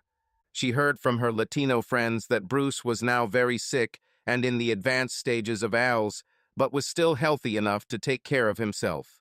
It was said that he traveled to Canada to enter their national health care system for long-term care as his condition deteriorated towards the end, trying to cheat the system again. Such a vague rumor wouldn't have done any good if it weren't for the fact that someone had overheard the conversation and the name of a hotel in a small town near Quebec City. After consulting with Claire, and although she thought it would be pointless after all these years, I made arrangements to go to Canada. I was going to confront Bruce, assuming that the rumor had some basis, and that it was, in fact, Bruce. 2 days later, I arrived at the hotel and asked about a man who I thought might have been there. The hotel manager was very concerned about the privacy of his clients, but the pair of Ben Franklins in the palm of his hand not only confirmed that such a person could stay at the hotel, but also gave his close friend the key to his apartment. He was at dinner when I arrived, but expected to be back in an hour. I was sitting there in the dark when the door opened and the tenant came in. At first, he didn't notice me, but when he turned on the light, he suddenly saw me. I scared him. God, David, you scared the crap out of me. Hi, Bruce. It's been a long time. Bruce sat down in the second chair opposite me. Dave, you look good, he remarked. Bruce, you look like crap if you don't mind me saying so. Bruce looked thin and haggard, about 20 years older than he was. Yeah, Bruce sort of sighed. It sucks, it really does. According to the documents, I probably only have a year, or maybe 2 if I'm lucky. This is what ALS does to you. Even now, I have to eat soft food, a lot of soups and baby food. But at least I can feed myself. I don't know when, but I will probably need a feeding tube. Thank you to Canada for being their national health service. They will keep me until the end without my paying. I don't know, I told him. It seems the NHS is trying to convince anyone with a terminal condition to let them put them to sleep. I heard about it too. I'm not sure that when it gets this bad, I can't just go along with it. Let them stuff me full of happy pills, just fall asleep and never wake up. Bruce changed the subject. So are you here to grab me, to hand over to the authorities, to squeeze this turnip until it bleeds? No, absolutely not. You didn't get much from us. We have restored and repaired most of what you did, I replied. And what? Bruce asked with genuine curiosity. I just want to hear the reason for all this from your own lips. Do you want to record my confession? To reproduce what I say in some court? No. Honestly, I want to know why you betrayed and backstabbed every friend you knew since childhood. I want to understand how you could make your parents feel ashamed and sorry for all their lifelong friends. I want you to tell me why you first abused your wife's trust and honor, and then abandoned her and your boys, simply leaving them alone. Well, Bruce chuckled quietly. You're not asking for much, are you? Okay, I'll tell you and explain it the way I see it, but it's a long story and it goes back a long time. I nodded. I have plenty of time. Bruce laughed again, probably more than me. Suddenly, Bruce became more serious. He leaned back in his chair, relaxed, tilted his head back and closed his eyes, and then began to speak. One day, I looked up the definitions of a psychopath and a sociopath. I'm not sure which category I fall into, or maybe somewhere in between. I'm not sure there's a clear distinction between the two. I think it started when I hit puberty. I remember thinking that rules are for fools, and I thought of all you virtue is its own reward types as fools, including my parents. Understand, I realized that I needed to keep my mask and hide the real me from the world. If I did that, I could get away with almost anything. Until the very end, when I hit the jackpot, that was my only rule. Be smart, don't get caught. Most of the time, I was stupid and impulsive. If I saw something I wanted, I just took it. But at some point, I realized that if I continued doing this, I would eventually get caught. That's when I realized I needed a plan. I needed my own set of rules, not to conform to the demands of society, but only for my own protection. I called this my #1 concern. First of all, don't be greedy. If I were to find a woman's jewelry box, I wouldn't take the most expensive piece of jewelry or the truly unique piece, and God forbid, any heirloom piece. I would take a set of gold earrings or maybe a gold ring with a couple of small jewels. Things that can take months or even years before they are missed. And if they were, they would think they had lost them and simply wouldn't be able to do it. They will remember what they did to them. After a while, they will only have vague memories of them. They just got lost. And it was easy to get rid of them because they were nondescript. Remember that gun you found when I was selling it to my house in Fort Pierce? This was an example. The gun was in a box on one of the boats in the harbor. It was in the back of a drawer, covered with some shirts where people wouldn't see it unless they were looking for it. I could tell the owner of the boat had not used it for a long time. I don't know if he ever knew she was gone. If he looked for it, he wouldn't even remember what he did with it, and he would think he moved it and just couldn't remember where he put it. You almost caught me that time. I didn't expect you to show up later, and the gun has long since disappeared. I know you were suspicious at that moment, but I had my story, and you still told me the benefit of the doubt. I don't want to sound like I'm bragging, but I fooled you all and had a good time. Women. This is a completely separate topic. I could pull women's panties off. Of course, you know that I've always been ogling Latinas. Even after I got married, I never stopped sleeping with other women. Sometimes I would portray some of the boys' mothers. Remember Matt from the football team? I did this a couple of times with his mom. She liked it. She wasn't Latina, but she still let me do whatever I wanted. She was one of the original cougars and just loved being teased. God, they were so easy to manipulate. Consuela was different. She was smart and I wanted to have children, so I treated her differently. I married her, which convinced her that I loved her. I mean, she still allowed me to have everything I wanted, but I myself imposed restrictions until the end. She was just another woman I lived with and could have it any time I wanted. And then disaster happened. I've always been coordinated and in great shape, so when I started having problems with my balance and strength, I knew something was wrong and went to the doctor. He referred me to a specialist who tentatively diagnosed me with ALS. The final diagnosis, he said, took time, but I knew in my gut that he was right. It was a death sentence, and there was little that could be done. Medicines do not add years to life, only months. I was told that realistically I had 3 to 5 years before my body would shut down and I would suffocate because my lungs could no longer breathe. I guess that's what made me furious. Bruce fell silent for a full minute after these words. I told my parents, but asked them not to tell anyone, not even Consuela, about the diagnosis until we were sure. I had already been sleeping with Claudia for 6 months before I found out about my Alice. Claudia was a nymphomaniac, if such a thing exists, and she was so perverted that even I was amazed. The idea of selling the groves came to her first. I mentioned that I had powers of attorney from the owners of the 3 groves I managed, and she started making plans. How much, she asked, could I get for selling these groves? She worked for a real estate agency and knew some developers who were trying to buy land to build houses in the area. Through her, I met Jake Stearns.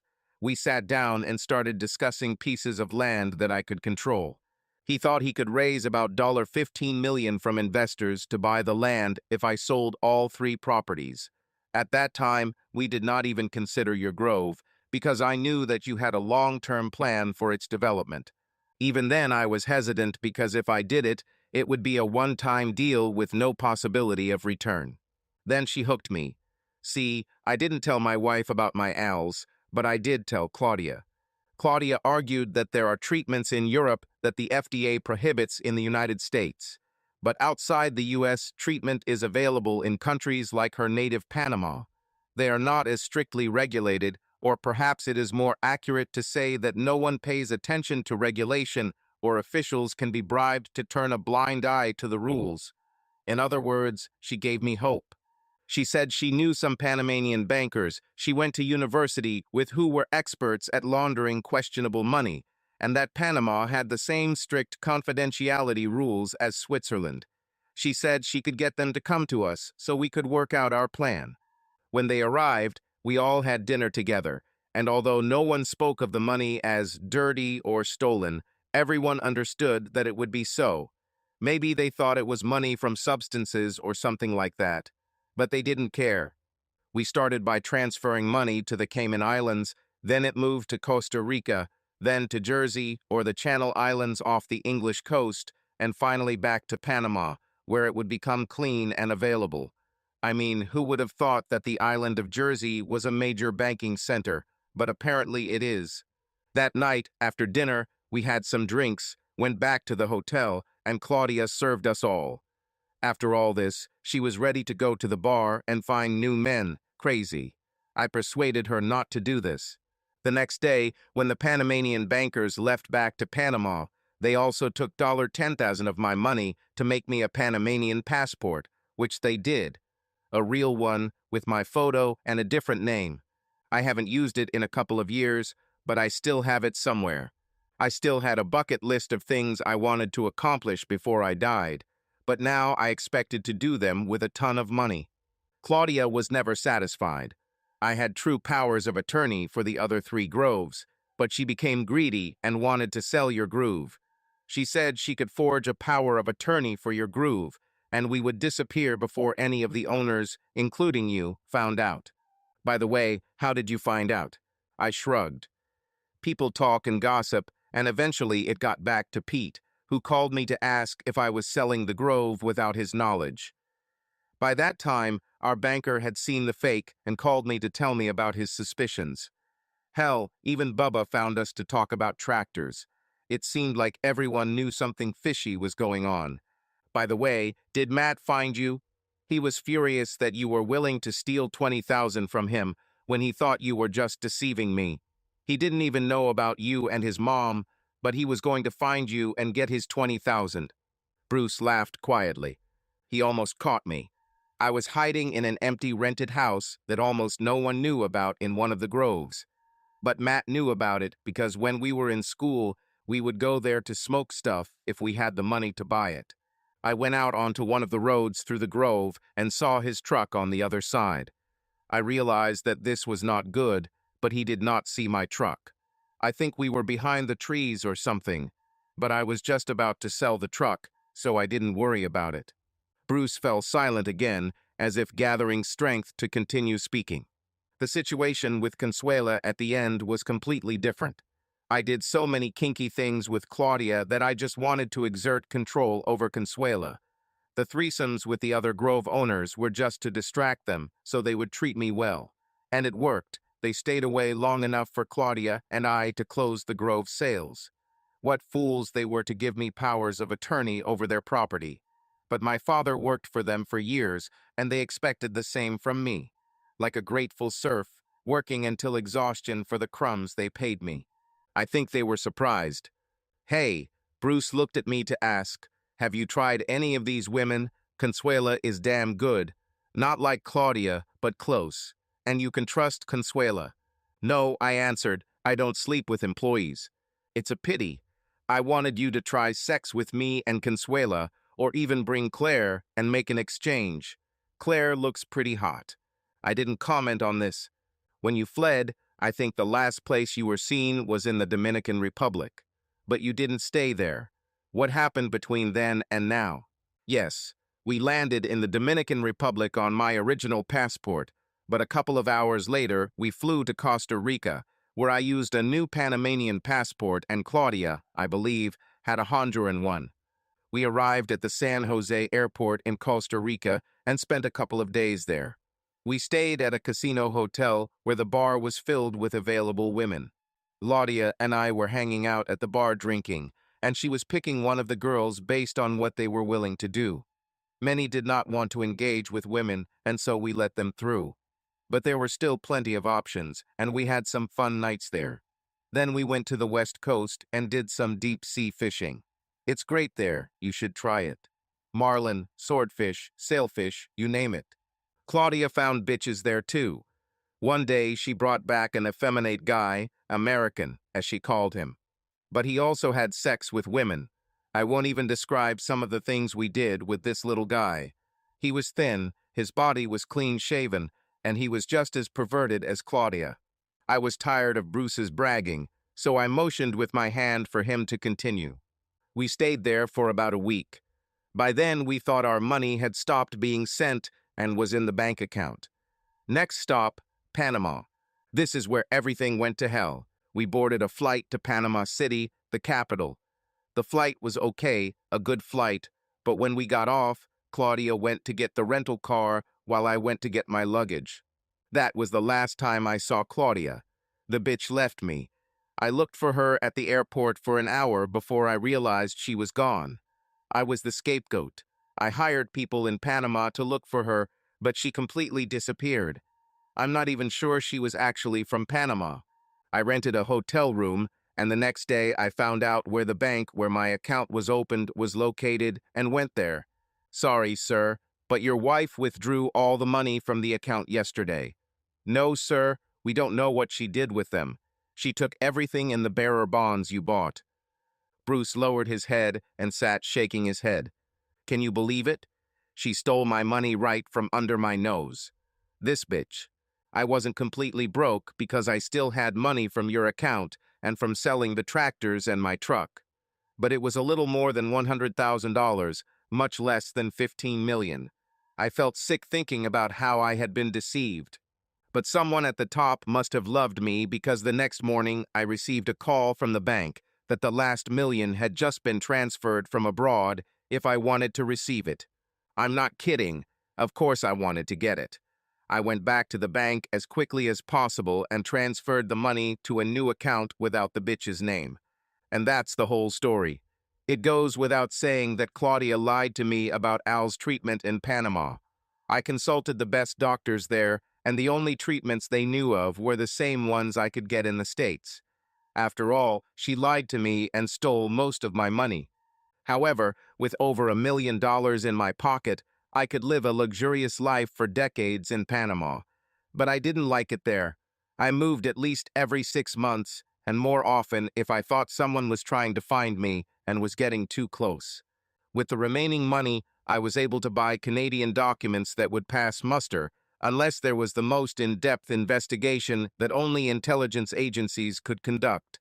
Nobody cared enough about me to try that hard. Maybe I'm paranoid, but there were a few times when people seemed to ask questions about me that made me nervous.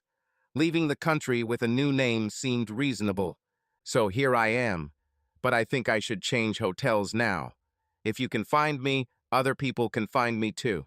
You said you weren't going to turn me over to the authorities, right? I nodded. No point to me now. I just feel pathetic for calling you friend for most of my life. Do you remember that girl, Connie Lopez, who took my virginity? Certainly, she was hot. I was with her long before you. Well, she told me a long time ago that you are not my friend and that one day you will betray me, and she was right. I stood up and headed towards the door. Hey, you were the closest person I was friends with, Bruce said, but I couldn't help myself. I told you, after all, I'm a psychopath. He was still laughing as I closed the door behind me and walked down the hallway to the front desk. As I walked through the check-in area, I saw 2 large, fierce-looking men sitting there. I caught their gaze and nodded to them. They understood what I meant. I placed Bruce's room key on one of the side tables and walked out the door. That night, I boarded a flight back to Nashville after dinner. About a week later, I read that a man's body had been found in a secluded forest outside of Quebec City, Canada. The first report stated that the man was severely beaten with baseball bats while he was alive, and marks in the surrounding soil. Then 2 men, one on each side, shot him 6 times, each for a total of 12 times with .38 caliber. Due to the number of bullets and the lack of casings, authorities believed that .38 caliber revolvers were used. They had no clues as to who the culprits might be. Canadian authorities were unable to identify him at that time because his Canadian documents turned out to be false. In Canadian documents, he was listed as Jack Munier, but this man did not exist in Canadian archives. When they searched his last known location, a hotel room less than 5 miles away, they found several other sets of documents. A couple of weeks later, and a very small story on an online news site reported that Canadian authorities had allegedly identified the victim as Bruce McWilliams, who was wanted in Florida on several charges and had fled the States several years ago. Although I told Bruce the truth, that I would not go to the police and turn him in, I was lying by omission. There was that Grove owner from New Jersey whose Grove Bruce sold. I promised him that if I heard anything about Bruce or his whereabouts, I would let him know. I think it was only fair that Bruce's end came at the hands of another psychopath who was even more cruel than himself. Perhaps there was something wrong with me too, because I didn't mourn or shed a single tear for Bruce. End. Subscribe to our channel so that your love doesn't cheat on you, and go ahead and listen to the next story, because this story is nothing compared to the next one. If you're under 18, don't even click to the next one.